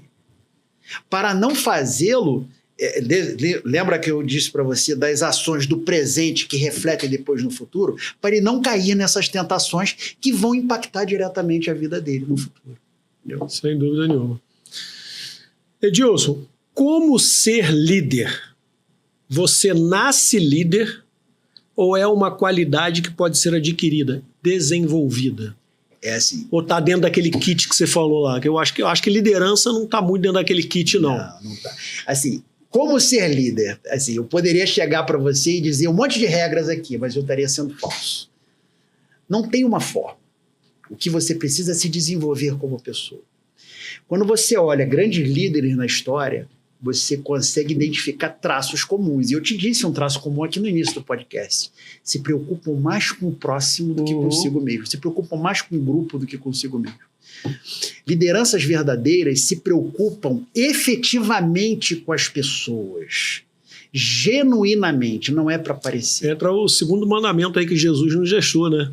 Primeiro Sempre grande é voltamos ao amar a Deus acima de todas as coisas e amar ao teu próximo como a ti mesmo. Você veja que a gente sempre acaba voltando para a raiz de tudo. Que no momento que a gente olha para isso, e eu não sou uma pessoa religiosa, mas dentro daquilo quem é o Edilson, eu acho que o universo ele tem uma organização perfeita demais para a gente achar que ele foi por acaso. Ele não foi por acaso. Então eu acredito efetivamente numa força superior. E onde mais você encontra raízes que sustentam tudo isso, tá no livrinho que você acabou de citar. Impressionante. Então, assim, respondendo de forma objetiva, sem dúvida que se desenvolve, sem dúvida. São habilidades treinadas. É por isso que você tem cursos. Né? No passado, as pessoas achavam, não, cara, é um dom divino, é como negociador. Não tem dom divino. Existe no kit, assim, a pessoa se comunica muito bem. Poxa, isso é uma coisa importante na liderança, você ter uma boa comunicação, uma comunicação clara, mas não é suficiente. Então, efetivamente, você precisa se desenvolver. Precisa estudar bastante, precisa estar próximo das pessoas, precisa ter a genuína preocupação com desenvolver pessoas. Se você faz isso, você está num bom caminho. Mas assim, não tem receita de bolo e seria assim, uma grande mentira se eu dissesse para você que eu tenho a fórmula. Se você um dia descobrir, inclusive, manda para mim, porque eu tenho muito para aprender assim, sem um pouquinho já. Obrigado, Santiago. Edilson, que tipo de líder você é? E quais os desafios da liderança no século XXI, em um mundo pós-pandemia, em uma sociedade líquida, como dizia Zygmunt Bauman? Pois é, que tipo de líder que eu sou? Eu tenho uma sincera preocupação com as pessoas. Eu jamais exigir das pessoas algo que eu não tivesse capacidade de fazer, né? Não tivesse disposição para fazer. Eu respeito o trabalho e as ideias das pessoas, principalmente dentro de uma força armada. Uma das coisas que eu sempre falei é que ideia não tem patente, né? E eu diria para você que as melhores coisas que eu implementei vieram das pessoas do nível que está mais abaixo, das ideias, de vivenciar todos eles. Então eu sempre procurei ser uma pessoa, e eu não me considero um líder. Não, na verdade eu tenho uma série de falhas e quando a gente faz assim, uma retrospectiva tem coisas que eu me arrependo de ter feito, né? Sem dúvida que faria diferente, talvez naquele momento as decisões fossem daquela forma pelo grau de maturidade que eu tinha, pelo nível de informações que eu tinha, mas eu nunca tive medo de decidir, de tomar decisões. E então isso é quem eu sou. Sempre tive posições fortes, mas também nunca tive vergonha de mudar de pensamento, desde que você me mostre que eu estou equivocado. Então, a brincadeira que eu sempre fazia é que eu não comprei ações, não sou o acionista majoritário da verdade. Então, você pode me mostrar uma coisa e eu enxergar de uma forma completamente diferente. E isso eu adquiri com o tempo, trabalhando com pessoas que tinham formações completamente diferentes da minha. Quando a gente estava escrevendo esse livro, tem uma psicóloga. E eu lembro que uma vez a gente estava discutindo um determinado tema, eu disse a visão que eu tinha, ela trouxe uma visão, mas completamente diferente da minha. Eu fiquei assim, falei, meu Deus, eu não sabia que era possível enxergar dessa forma, e agregou demais. Então, quando você tem essa predisposição e nunca está com o copo cheio, em que as outras pessoas chegam e você sempre pode botar alguma coisa dentro do copo. Porque quem tá com o copo cheio nunca vai querer nada, né? Então eu vou sempre com o copo ali no máximo na metade, normalmente menos que isso, para poder beber. Todo encontro que eu tenho, mesmo com mentorados, eu saio com muito mais do que eu deixo, não tenho a menor dúvida disso. Tá? Sobre liderar nos dias atuais, tem uma coisa interessante. Eu estava fazendo uma mentoria de liderança há 2 semanas. E aí eu botei algumas frases para as pessoas. Quão atual são essas frases? Aí dizia assim, que essa geração não tem jeito, ela não se preocupa, não tem responsabilidade e tudo mais. Não, isso aí é hoje. Aí no final eu botava quem disse essa Sócrates. 2.000 anos atrás, 3.000 anos atrás. Ou seja, todos nós... Nada mudou. Exatamente. Quando nós éramos jovens, viravam para eles essa geração que está chegando, parará. As gerações atuais, elas têm um conjunto de características diferentes da nossa. Mas, olha, as nossas características também eram diferentes dos nossos pais. Hoje as coisas acontecem com muito mais velocidade. Se você parar para pensar, quando o Brasil foi descoberto, eu faço sempre essa pergunta e ninguém me respondeu. Tá? Até para vocês, se alguém puder me responder. Quando o Brasil foi descoberto, quanto tempo o rei de Portugal levou para saber? Não sei. Pois é. Por quê? Como é que você organizava para grandes expedições? Você reunia um grande número de navios. As mensagens demoravam muitos dias para chegar, né? A velocidade andava na velocidade. A mensagem andava na velocidade do portador dela. Né? Então, você organizava vários navios, porque os navios afundavam. Não tinha os recursos que você tem hoje para você preservar os navios. A força que eles tinham não tinha motor, então era força, ou escravo remando ou velas. Né?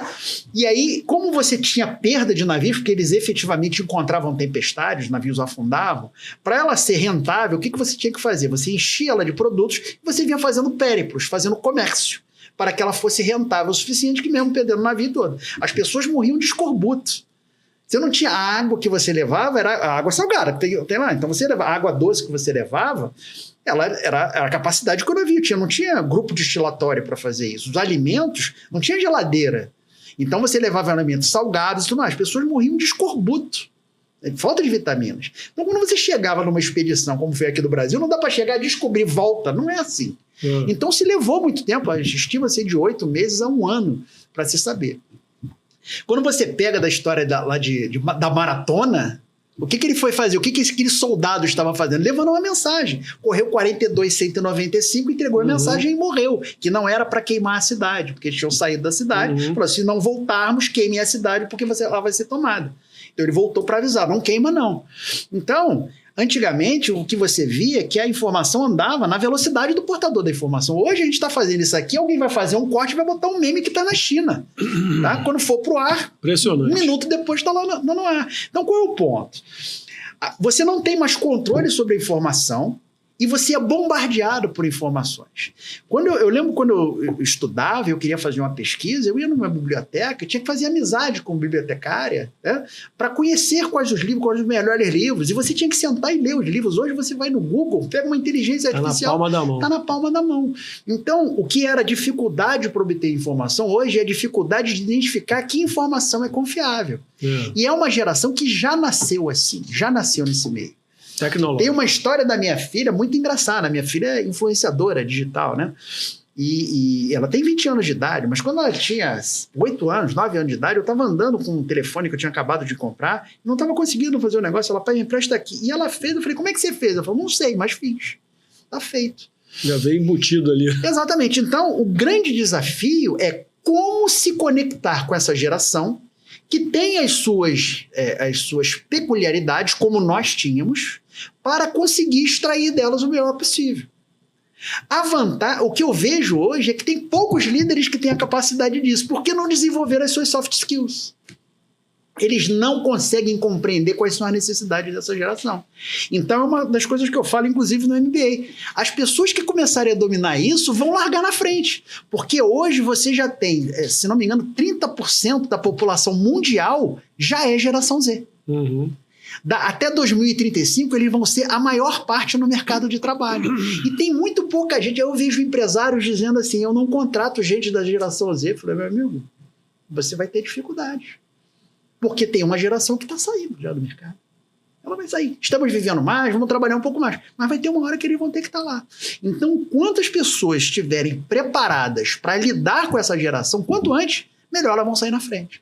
Entendeu? E o desenvolvimento de soft skills, como audição ativa, linguagem colaborativa, né? Você estabelecer contato, gestão de emoções, saber trabalhar, ter a preocupação sincera com as pessoas. É claro, vão existir aqueles que hoje eu assisti um vídeo de um cara falando, ele falou que contratou uma pessoa num processo seletivo, a menina começou a trabalhar às 8 e pediu demissão às 9. Porque ela não conseguia ficar longe do celular. Mas isso não dá para dizer que é uma geração inteira assim. Você tem várias pessoas que passam por isso. Mas tem outras pessoas que estão mamando por aí. Ainda nesse pensamento aqui de Zygmunt Bauman, ele vai falar no livro que hoje... que você acabou de falar das soft skills, né? Somos muitas vezes contratados pelo currículo e somos demitidos pelo comportamento. E eu vejo isso muito, você acabou de dar um exemplo nessa geração Z, né? Saiu uma pesquisa nos Estados Unidos também há um pouco tempo atrás, eu falo até na minha palestra, que 58% da geração Z, ela não tá sendo demitida por questão de comportamento, principalmente 58% pela vestimenta. Sim. Você comentou comigo um caso, né? A gente não vai falar aqui da pessoa, mas você comentou isso. Foi muito emblemático para mim, mas... Olha, tem um trabalho da Michael Page, tem uma pesquisa que a Michael Page fez em 2023, então é relativamente nova, né? 2023. Falou que 9 em cada 10 demissões ocorrem não pela falta de habilidade técnica, pela falta de habilidades comportamentais, são soft skills. Tá? Pior, nas empresas, 63% das pesquisadas afirmou que não tem como desenvolver essas soft skills nas suas pessoas. E você não tem métricas que quer dizer, você tem, mas elas não são de fácil aplicação. Porque eu consigo medir, assim, um programador faz um programa, é fácil, habilidade técnica. E a comportamental?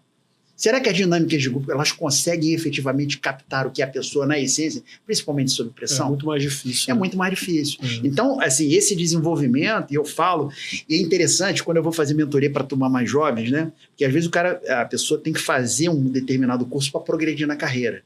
Então ela tem que passar pelo meu guichê. E aí quando eu começo a falar, quem sabe que dá para estudar isso, a maioria desconhece. E no final, todo mundo falou, eu tinha que ter aprendido isso antes. Isso evitaria que eu tivesse um monte de outros problemas. Né? Problemas que são comportamentais. Porque o comportamento tem a ver com você fazer conexão com as pessoas. E se você não consegue estabelecer as conexões... Pontes, né? Isso. E isso é uma dificuldade da geração mais nova. Eu não sei como é que a gente está de tempo, mas... uma coisa que eu sempre falo com o pessoal. Quando eu era jovem, eu tenho 58 anos, né? Faço 59 no meio do ano. Quando eu era jovem, se eu chegasse para minha mãe e falasse assim, mãe, quero comer um bolo, se ela topasse fazer, ou seja, o não era possível, e ela não tinha vergonha nenhuma de dizer não. E não é porque ela era má, porque isso era da geração. Ela podia dizer não para mim. E se ela dissesse assim, ela falava, vai comprar no mercado. Eu morava numa rua alta, eu tinha que ir até o mercado, comprar e voltar a subir nessa rua. Aí chegava com os ingredientes, aqui mãe, tá aqui, não, senta aqui e me ajuda a fazer. E eu ajudava a fazer. Liga o forno, bota no forno, espera o tempo. Ficou pronto. Pode comer? Não, espera esfriar. Então, o que era incutido na minha mente sem ela me falar? Que entre eu querer e eu obter, primeiro, tinha uma grande possibilidade de ter um não, mas se fosse um sim, levava tempo. Hoje, quando você quer comer um bolo, o que você faz? Pede pelo iFood. Eu falo que é a iFoodização das relações. Né? Então você pede pelo iFood. E aí as pessoas vivem nesse meio. O jovem vive nesse meio. Tudo que ele quer, ele resolve. Ele quer falar com fulano, ele manda um WhatsApp, né? Ele liga e tudo mais. Quando ele chega na empresa, ele descobre que as empresas andam em outro ritmo. Você faz uma amizade de verdade assim? Não faz. Não faz. Você consegue um projeto, você toca nesse? Não, ele leva tempo. E aí isso frustra as pessoas. E aí as pessoas começam a pular. Então você vê, muitos jovens, às vezes com 3 anos de profissão, ele já mudou a empresa 2, 3 vezes. E para as empresas isso é muito ruim. É um desalinhamento entre os objetivos da pessoa e os objetivos para ele também é ruim, né? Para todos. Mas ele não pensa nisso, né? Naquele primeiro momento ali, até pela imaturidade, não pensa nisso, né? Complementando o que você falou, eu estava vendo um vídeo do Leandro Carnal e ele tem falado muito sobre as power skills. que seria a combinação dos dois elementos, né, das soft skills e das hard skills. Depois ele vai usar um termo, learnability, que é a capacidade de continuar aprendendo. Eu achei muito interessante, tem a ver com muito o que você falou aqui agora. E o problema é que aprender muitas vezes requer que você desaprenda alguma coisa. O famoso dar um passinho para trás. Mas desaprender é muito mais difícil do que aprender. Esse é o grande problema. Porque você tem crenças que já se arraigaram dentro de você. O meu pai era uma pessoa que chegava às sextas-feiras e ele tirava uma maçaroca de dinheiro para passar o final de semana. Eu falava, pai, para que você faz isso? Você pode ir no caixa eletrônico se precisar. A resposta que ele me deu uma vez foi assim, meu filho, eu não pauto a minha vida nessas coisas. Eu não sei o que ele quis dizer com isso. Ele já é falecido, Deus o tenha. Mas era como ele via. Isso é a dificuldade de você se adaptar ao novo tempo. Quantas pessoas não conseguem usar? Eu tenho pessoas na família que não conseguem fazer um Pix, não conseguem fazer um pagamento, vão ao banco para tirar dinheiro para fazer pagamento de algumas contas. Você falou disso aí, eu lembrei do meu pai no Banerje. Tinha um Banerje lá em Bento Ribeiro, ele morava em Guadalupe, aí ele, todo final do mês ele... Papai, eu vou contigo, porque eu sabia que ia ter um dinheirinho, né? Ia sobrar alguma coisa. Muito bom. Deixa eu dar um recado aqui.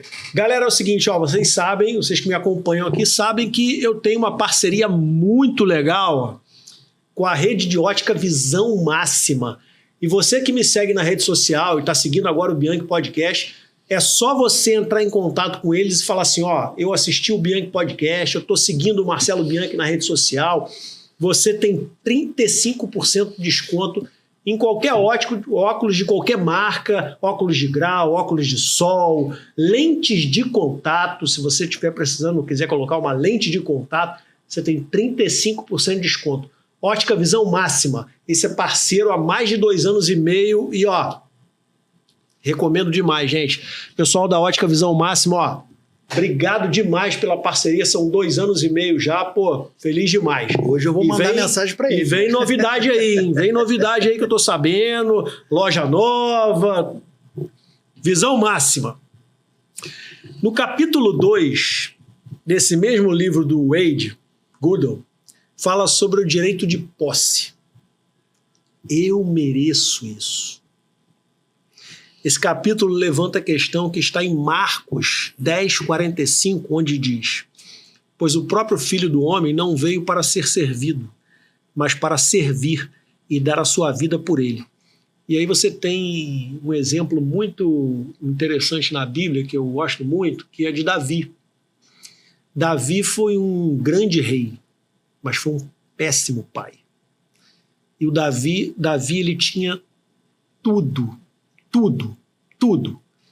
E ele foi desejar a mulher do Urias.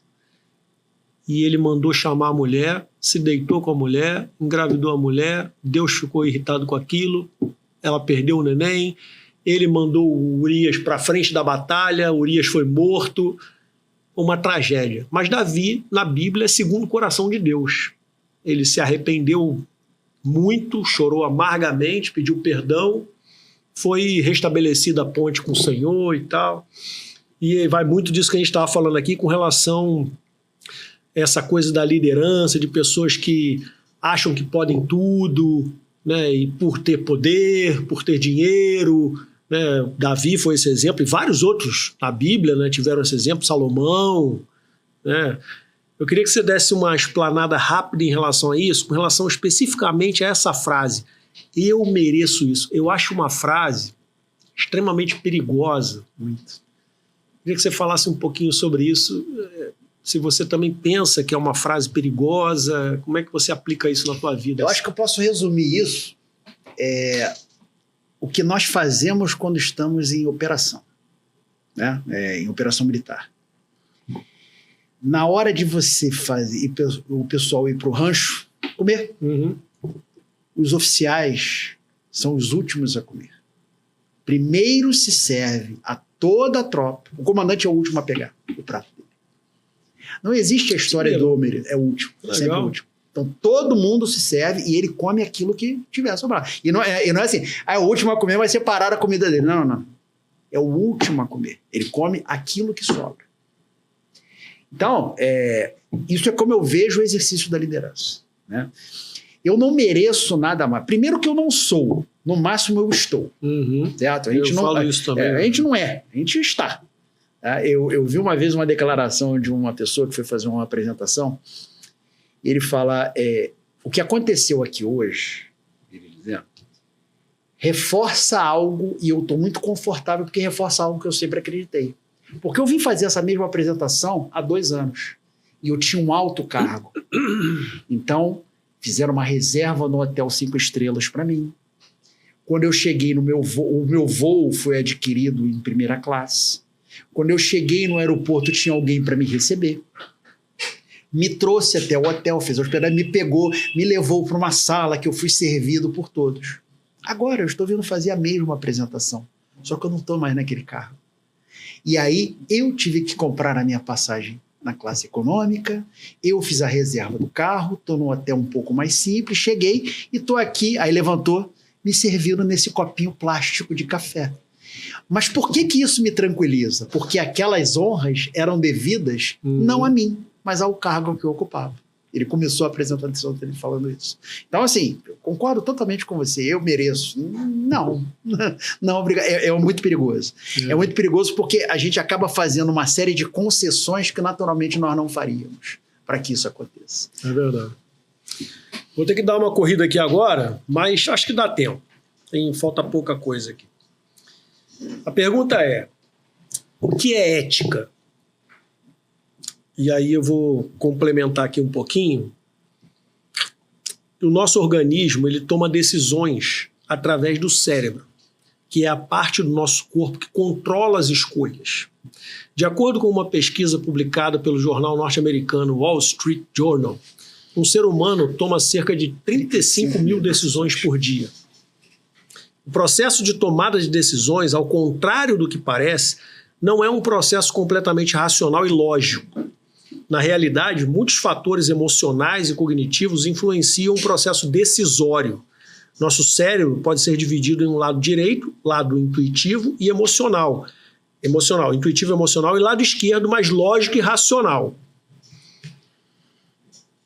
Diante dessa informação e de tanta informação, e esse excesso de informação é chamado infoxicação, sim. Como ser ético de maneira específica na vida e nos negócios? Eu tenho alguns exemplos assim pessoais bem difíceis assim. Na minha vida profissional, até pela fé que eu tenho, eu esbarrei com situações em que eu poderia ter me dado muito bem em troca de. E eu preferi abrir mão e perder. E isso aconteceu na minha vida algumas vezes, principalmente ao longo dos 20 últimos anos, quando eu me converti há 20 anos atrás, e de lá para cá eu passei por situações assim, principalmente nessa questão do meio do futebol. São testes. Você passou exatamente. Por testes. Então, como ser ético hoje, num ambiente tão tóxico, tão eivado de pessoas, muitas ganhando muito dinheiro e muitas envolvidas com coisas erradas. A gente estava falando um pouco tempo lá embaixo sobre a questão que aconteceu do tráfico lá de fuzil, não sei o quê. Como ser ético numa sociedade líquida hoje? Vamos lá. Vamos imaginar que isso aqui é algo que tem que ser mantido em pé, certo? Para isso aqui ser mantido em pé, você tem alguns esteios que seguram ele. Religião, família, na minha opinião, tá?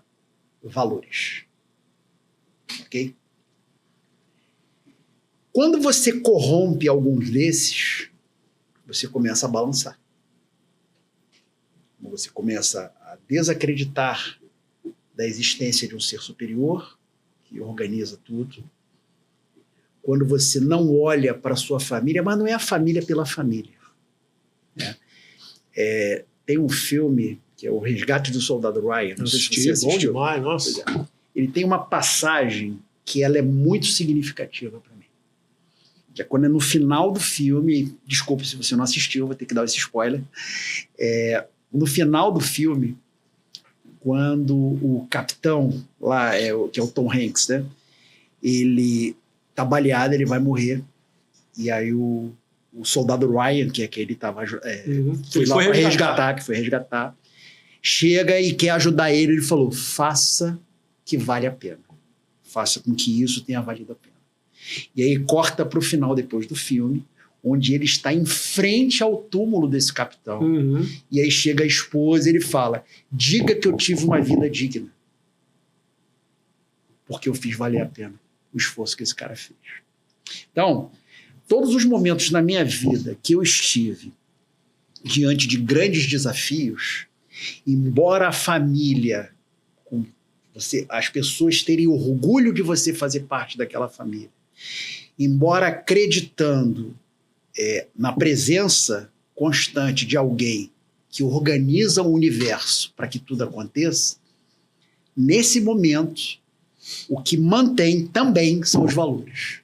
E com grande frequência, eu tive que olhar para os meus valores para tomar as minhas decisões.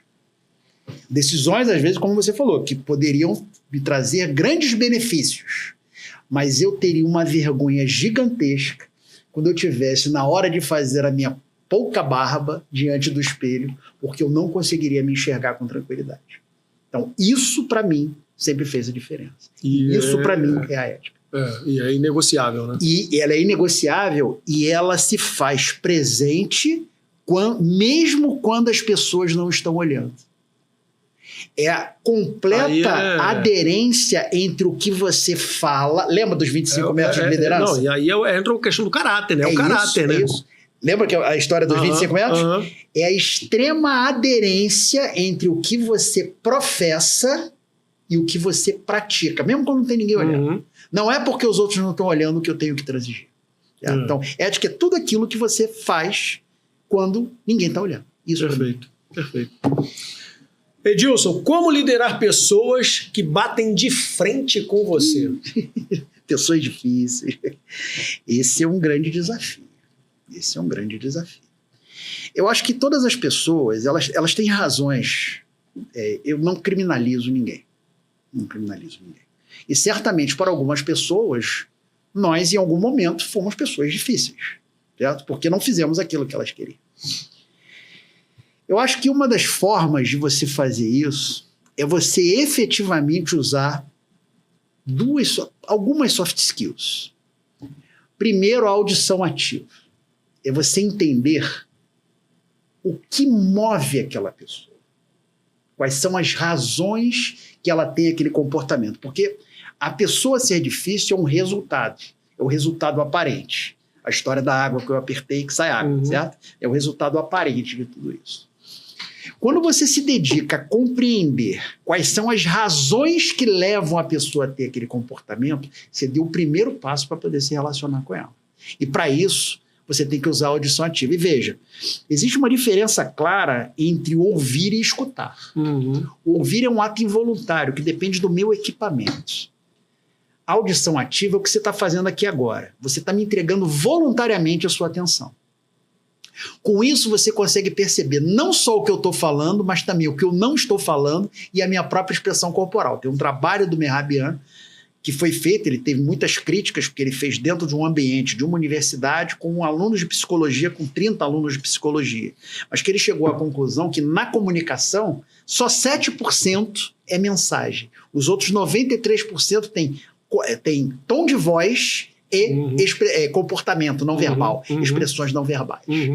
Então, quando eu me proponho a entregar atenção, ou seja, eu botar o foco, como se você estivesse num palco, eu botei o foco em você, eu consigo descobrir quais são as motivações que você tem. O que você não está me dizendo. Eu complemento isso com a habilidade do questionamento, eu saber te fazer perguntas, para conseguir descobrir aquilo que está te motivando. No momento que eu conseguir descobrir isso, eu posso buscar caminhos. Eu gosto muito de uma parábola, eu falava que era uma história, minha filha me corrigiu, que era uma parábola de dois comerciantes que estão andando no meio do deserto, né, no Oriente Médio, e eles estão em cima de um camelo, um idoso e um jovem. E eles chegam numa aldeia e percebe, esse mais idoso percebe que tem 3 pessoas que estão brigando ali, estão falando de uma forma áspera, ele fala: se interessou por isso e falou, eu quero saber se eu posso ajudar. E aí começou a conversar com esses jovens e aí descobriu que eram 3 irmãos que não tinham mãe, tinha um pai e o pai tinha falecido. E o único desejo que o pai tinha um único desejo na vida, que o patrimônio dele fosse repartido de uma determinada forma. Ele queria que metade do patrimônio dele ficasse para o filho mais velho, 1/3 do patrimônio dele para o filho do meio e 1/9 do patrimônio para o filho mais novo. E aí o pai faleceu. E aí quando apurou, o que o pai tinha? 35 camelos. E aí, pô, metade de 35, 17,5, vai cortar o camelo do meio? 1/3 de 35, 11, alguma coisa. 1/9 de 35, 3, alguma coisa. Então os filhos estavam discutindo entre eles, porque eles queriam atender, todos eles tinham um ponto em comum, queriam atender o pai, mas não conseguiu encontrar. Esse comerciante chegou e falou, então eu vou tentar ajudar vocês. Eu vou doar para o pai de vocês o meu camelo. Aí o ajudante dele, que era mais jovem, fica quieto, doou um camelo. Quando doou, o patrimônio passou a ser 36. Metade de 36, 18. Ok. Mais do que 17,5. Uhum. 1/3 de 36, 12. Mais do que 11, alguma coisa. 1/9 de 36, 4. Mais do que 3, alguma coisa. 18 mais 12, 30. Mais 4, 34. Sobraram 2 camelos. Falou, então eu gostaria que agora vocês me devolvessem o meu camelo e como prêmio, vocês me dessem como prêmio por eu ter ajudado vocês a resolver, vocês me recompensassem com outro camelo. Então isso eu gosto muito de falar, que o negociador, ele está sempre em busca do 36º camelo. Porque é possível você propor negócios, fazer negócios que são vantajosos para você e vantajosos que você resolve o problema de outras pessoas. Muito bom, adorei esse exemplo. Edilson, a gente está caminhando para o final aqui, temos 15 minutos, mas eu acho que dá para responder aqui. O Brasil corre risco de terrorismo? Sim. Nós temos terrorismo na Tríplice Fronteira. Isso é um fato. Isso eu não tenho a menor dúvida. Eu não sei como lidaríamos com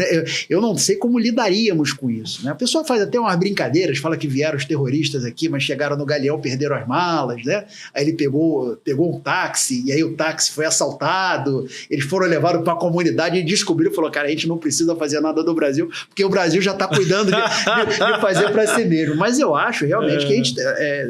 assim, nós não temos uma situação em que haja razões para uma eclosão. Eu não vejo as razões para você eclodir movimentos terroristas aqui no Brasil.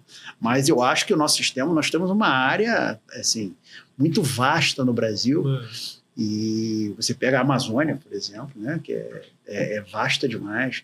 Você vê os nossos mares, por mais que você tenha trabalhos feitos pela Marinha e tudo mais, efetivamente faltam meios para que você consiga fazer um policiamento efetivamente de tudo isso que você consiga evitar. Nem os Estados Unidos conseguem evitar, na verdade. Né?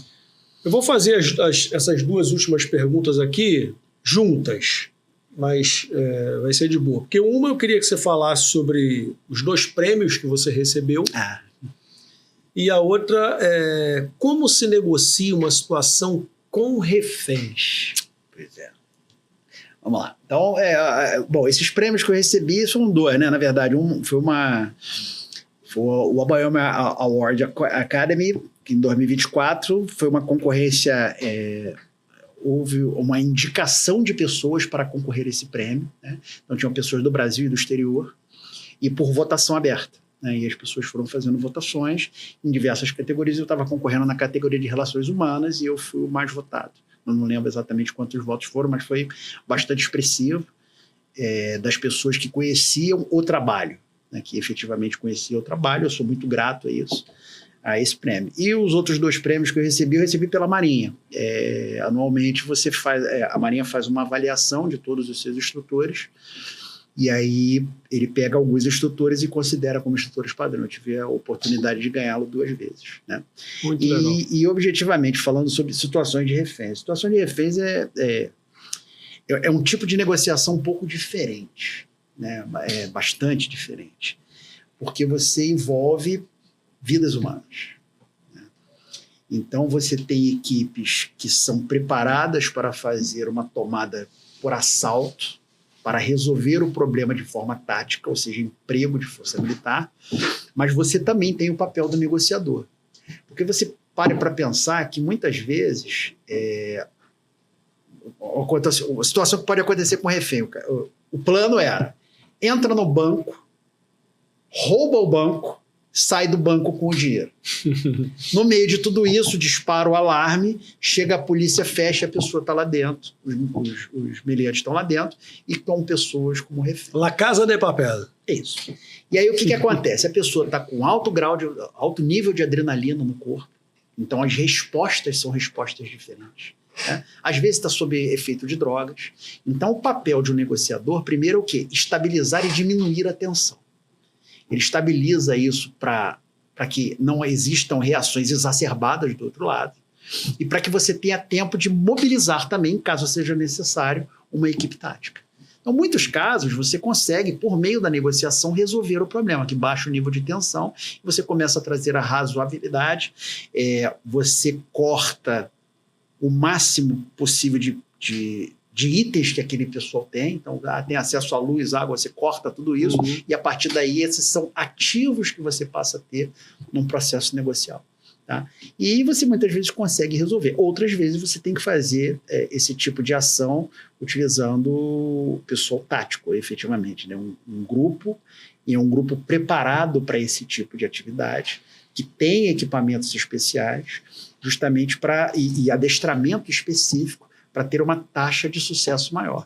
Mas o risco é sempre muito grande. Entendeu? Perfeito. Pessoal, a gente está chegando ao final aqui, eu ficaria aqui mais 2 horas. Vamos ficar, Santiago? Vamos ficar aqui ou vamos ficar mais um tempo aqui? Sérgio, vamos, Sérgio? Tá bom demais, né? Isso aqui tem conteúdo que não acaba mais. Pô, Edilson, obrigado demais, muito legal. Acho que certamente eu deixei de fazer muita pergunta que é importante, mas a gente tem 2 horas, né? Eu preparei o roteiro aqui com o que eu achei que seria relevante e tal, mas sempre abrindo a possibilidade de você retornar. Sim. Esse podcast é seu e quando lançar o outro livro, vem aqui. Mas antes disso, antes de lançar, pode voltar, não tem problema nenhum. O podcast é seu, você é um parceiro querido, um amigo querido que eu quero levar para sempre aí. Muito obrigado por estar aqui hoje, compartilhar esse conhecimento tão rico. Você é um cara muito experiente que você faz e não é à toa receber os prêmios que recebeu, tá galgando o que está galgando. E muito obrigado. Eu que te agradeço a gentileza do convite, esse convívio nessa parceria que a gente começou há tão pouco tempo e ela é uma parceria tão profícua que a gente está vendo cada vez mais possibilidades. É um prazer estar falando aqui para você e para o seu público cada vez maior, um público de grande qualidade e são extremamente bem-vindos no Clube de Negociadores usando os cupons aí que são colocados para o nosso Bianchi 20, tá? Para conseguir condições especiais e para aqueles que se interessarem em fazer esse crescimento na carreira, minha sugestão é efetivamente assistir essa primeira aula do MBA de negociação e comportamento humano. Dia 25 de março, terça-feira, às 19 horas. 25 de março, terça-feira, às 19 horas. 19 às 21. 19 às 21. O link vai estar na descrição do evento. É só clicar lá, vai te pedir o seu nome, o e-mail e um contato telefônico só para a gente poder mandar para você o link para você entrar e fazer parte desse grande grupo que está se juntando a gente. Perfeito. Pessoal, quero agradecer mais uma vez aqui a presença de todos vocês. Vocês que vão assistir esse vídeo, vai estar lá disponível na plataforma do Bianchi Podcast no YouTube. E você que está buscando novas oportunidades na sua carreira profissional, galgar novos postos de trabalho, ter um posicionamento melhor, mais assertivo, um comportamento melhor, lembre-se, nada é mais inteligente do que vestir-se com intenção. Um grande abraço, até a próxima!